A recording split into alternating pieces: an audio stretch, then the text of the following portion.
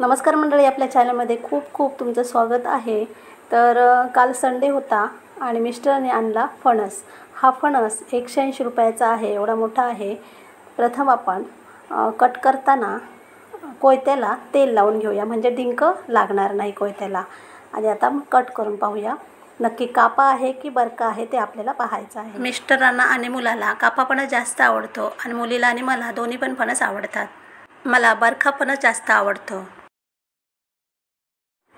कापा फणस असेल तर आपण फ्रीजमध्ये गरे काढून 4 दिवस खाऊ शकतो थोडे थोडे। आणि तर बरखा निघाला तर हा संपवावा लागणार लवकर। मला वाटतं बरखा असेल तर उद्या चांगला पिकेल। बरखाच फणस आहे। आता पाहिजे तेवढे यामधील गरे काढणार आजच्या दिवसापुरती आणि उद्या पिकेल चांगला मस्त। खूप छान लागतो बरखा गरा, तुम्ही पण खायला या। आणि स्वच्छ कपड्याने डिंक आपण आधी पुसून घेऊया, म्हणजे हाताला डिंक लागणार नाही। एवढा मोठा फणस संपणार नाही, उद्या पिकला की कोणाला हवा असेल त्यांना वाटणार।